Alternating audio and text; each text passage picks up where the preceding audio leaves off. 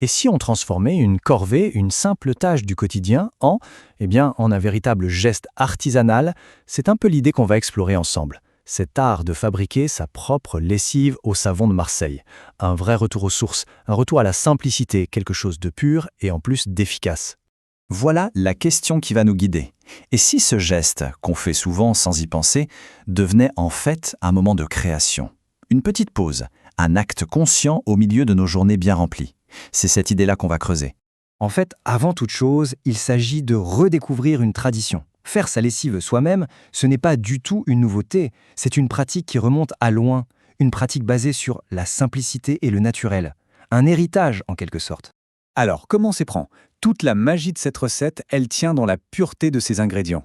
On oublie les listes interminables de produits chimiques. Ici, on a besoin de seulement 3 petits éléments, bruts, authentiques.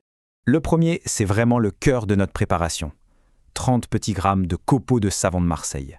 C'est la base, douce et nettoyante, qui va donner toute sa noblesse à notre lessive. Le deuxième élément, c'est le plus simple qu'on puisse imaginer. Un vitre d'eau chaude. C'est elle qui va faire le lien, qui va permettre de transformer nos copeaux solides en une lessive liquide, bien homogène. Et enfin, le troisième et dernier ingrédient, une simple cuillère à café de cristaux de soude. C'est la petite touche finale qui va vraiment booster le pouvoir nettoyant et dégraissant de notre préparation. 30 g de savon, 1 litre d'eau, une cuillère de cristaux de soude. Et oui, c'est tout.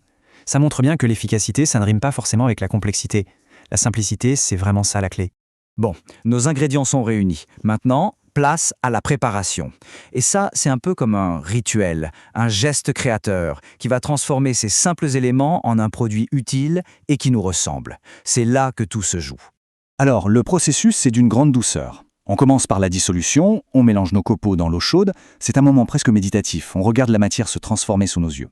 Puis on ajoute les cristaux de soude pour finaliser la formule. Et le dernier geste, transvaser le liquide dans un flacon, ça demande un peu de soin. Chaque étape a son petit charme.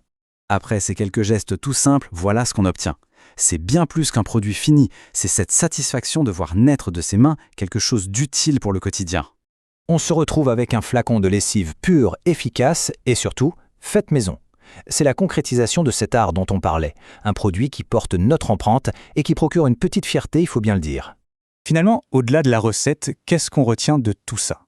C'est une invitation à réfléchir sur la valeur de la simplicité, sur le fait qu'un geste simple, ancré dans la tradition, peut apporter une vraie satisfaction et redonner du sens à nos routines. On va finir sur cette pensée, retrouver la valeur d'un geste simple.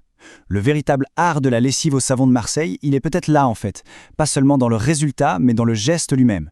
Une invitation à chercher la beauté et le contentement, même dans les choses les plus élémentaires.